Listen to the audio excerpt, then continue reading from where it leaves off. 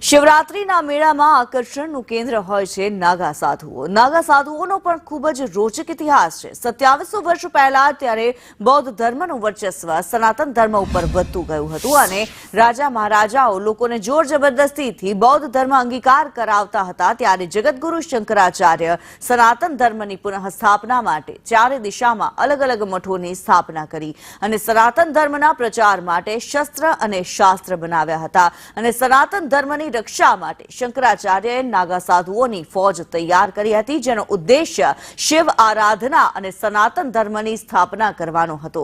નાગા સાધુઓને પહેરવા માટે કપડાની જરૂર નથી. ભિક્ષા માંગીને પોતાનું પેટ ભરે તેવી ફોજ તૈયાર કરી.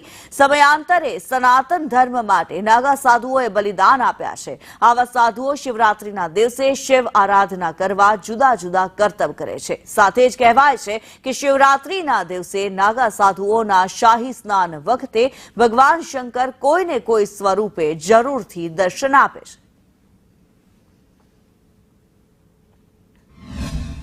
સંન્યાસ માર્ગમાં આવવું એટલે ખૂબ જટિલ તપસ્યાઓ કરવી પડે છે. ખૂબ બધો એક પરિવારને છોડી અને એક દેહનું પણ પિંડદાન કરવું પડે છે. જ્યારે કોઈ મહાપુરુષની ભૂમિકા ત્યાર પછી સંન્યાસી બને છે. સંન્યાસનો મતલબ છે સર્વન્યાસ. ન્યાસ એટલે ત્યાગવું. ત્યાં સન્માનનો મોહ અને અપમાનનો ભય ટળી જાય છે. સંન્યાસી પોતાનું જે જીવન છે તે પોતાના માટે ક્યારેય જીવતો હોતો નથી. એ રાષ્ટ્રને અને સમાજને અને સનાતનને એનું જીવન અર્પણ કરેલું હોય છે. એ એક હાથની અંદર શાસ્ત્ર, એક હાથમાં માળા અને એક હાથમાં ભાલો હોય છે. એક હાથમાં શાસ્ત્ર અને એક હાથમાં શસ્ત્ર હોય છે. જ્યારે રાષ્ટ્રને જરૂર પડે છે, જ્યારે ધર્મને જરૂર પડે છે, ત્યારે એ સંન્યાસી પોતાનું જીવન આમ તો એ રાષ્ટ્રને અને સમાજને અને ધર્મને અર્પણ કરેલું છે.